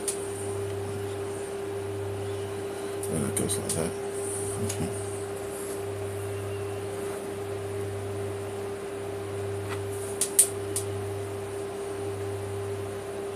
Okay, polycap needs to go onto that. Right. Wasn't paying attention, sorry. So number 8. Getting distracted by my own discomfort.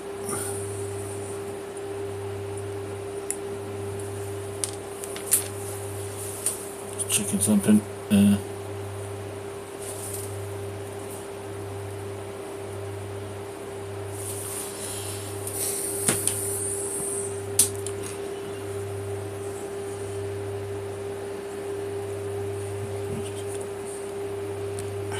Put that in there. That should go there, so we need a 1.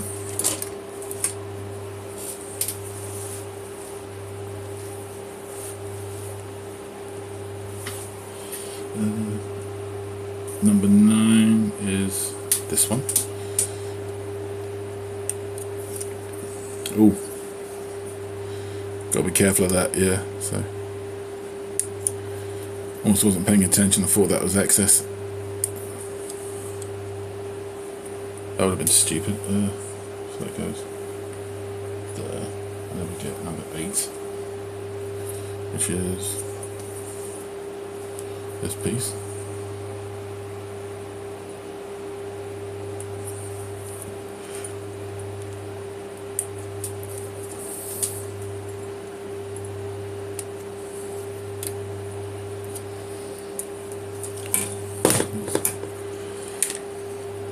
Tiny bit of trimmage.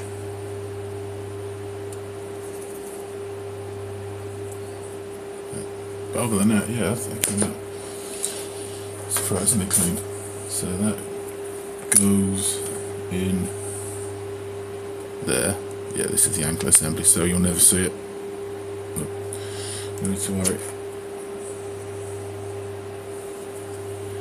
And then that goes in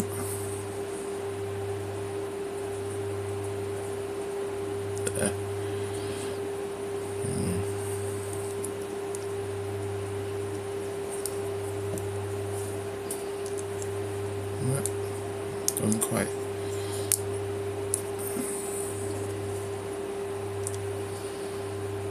Doesn't quite go completely flush. That's always, so there's probably some trimming that needs doing someplace. But again, this will get, this will get taken apart at some point for painting, so not too fussed about that. So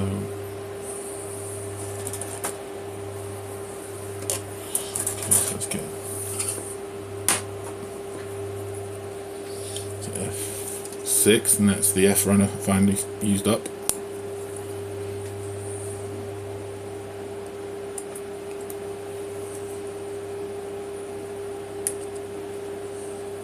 That's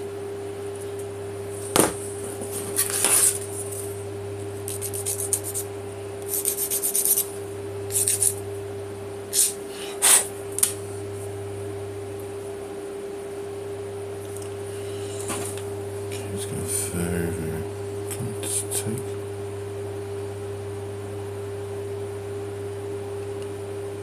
Yeah, that's okay. That came off surprisingly well.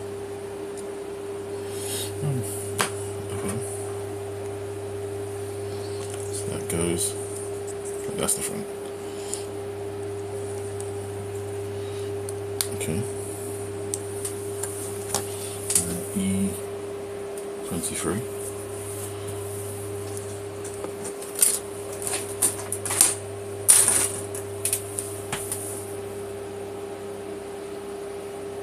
Uh, 23. I can't even see it. Oh, it's this little thing. It's this little tiny rocket cowling. or is it an exhaust? Answers on the postcard. Postcode? Postcard. Oof. Okay, there it goes. You can set that. Well, it does need a little bit of trimming, but I don't think that's huge. That's alright. I'm not going to lose sleep over that right now. And then J. Okay, J7.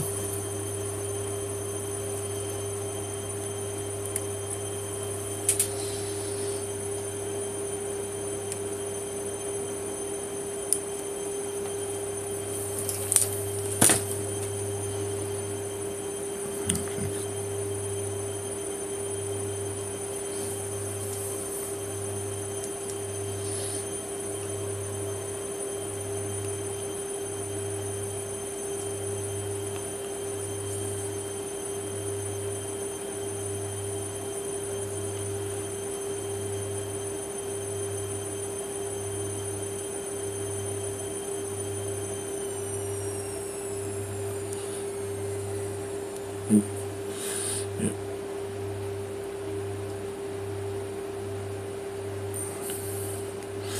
Yeah.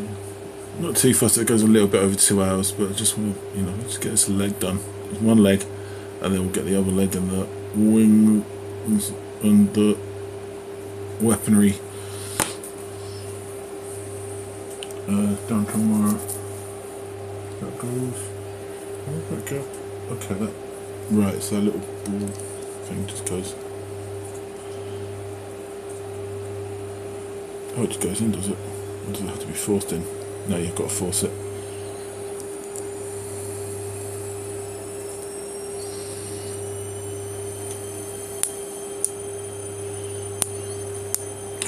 So,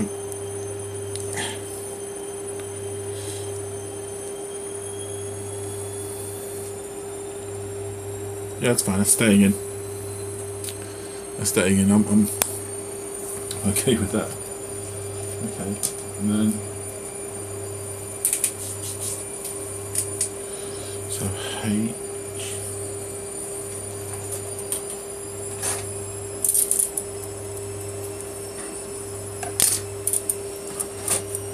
Runner, the H runner, where is it? I don't know. Is it?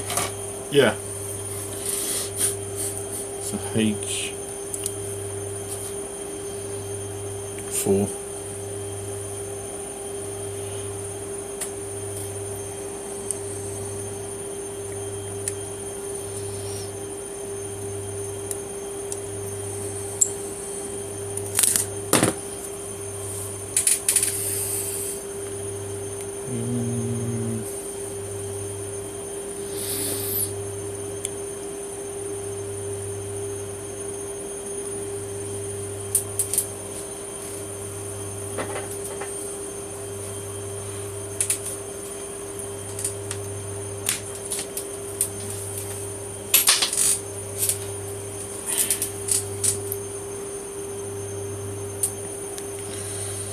So are we doing this right? Yeah, okay, and then use a polycap.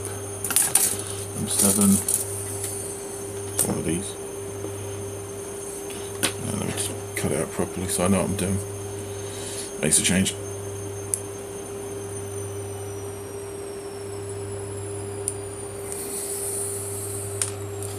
And then H3.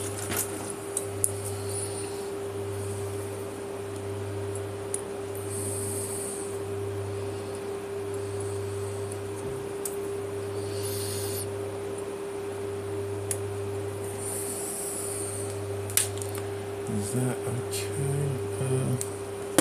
No, need a bit more trimming.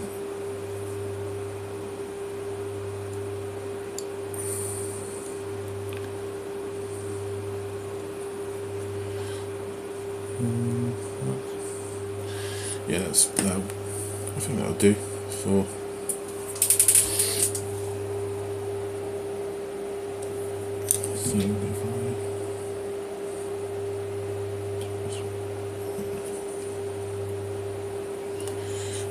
Let me just double check I've got it right, because I've messed this up before.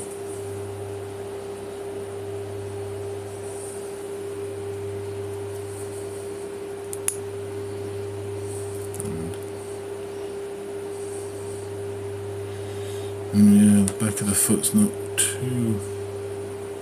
That's not the worst in the world. That's okay.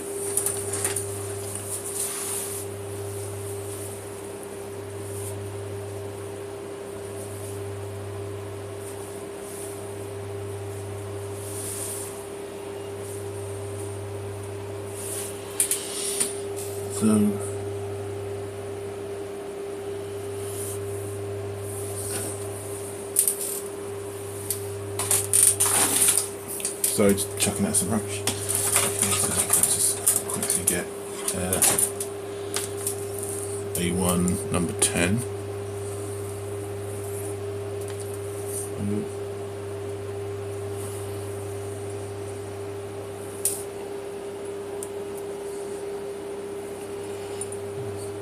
Very careful trying to not to.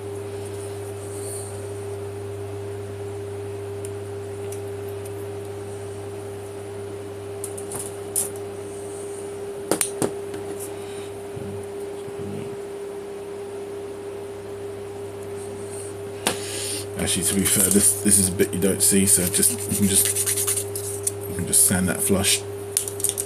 That goes right up against. So that's just trimming to fit, you know.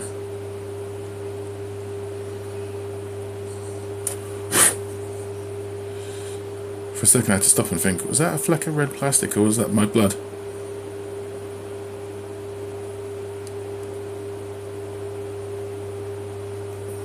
Oh. So, okay. So that goes on part H9. Where is that? Where's the red?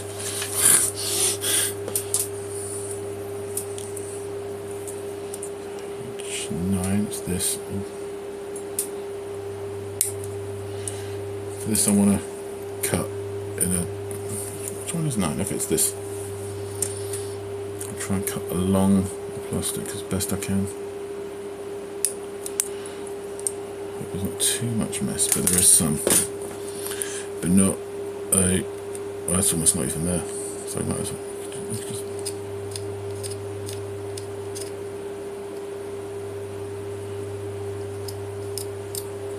That's okay. This not so much. Actually, I'll get more.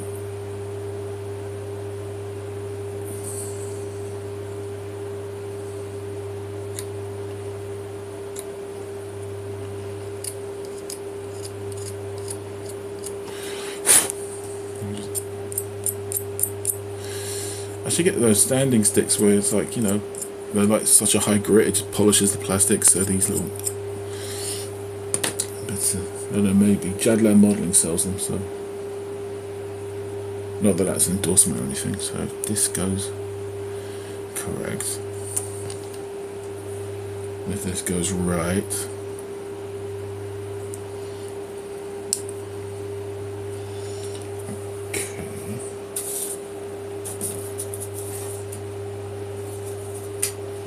I mean, even though we're jumping ahead of ourselves here, because it asked me to building another leg, but seeing as we're just about to hit the 2-hour mark, like, that is, that is one leg done now, almost ready to go on the torso. So I think that's about, it's about 2 hours now. I think that's enough for today, because I'm old and tired and need to rest my mind. So I'll be back here tomorrow, about the same time, I think 7 PM, maybe 8 PM, Greenwich Mean Time. So I'll see you then.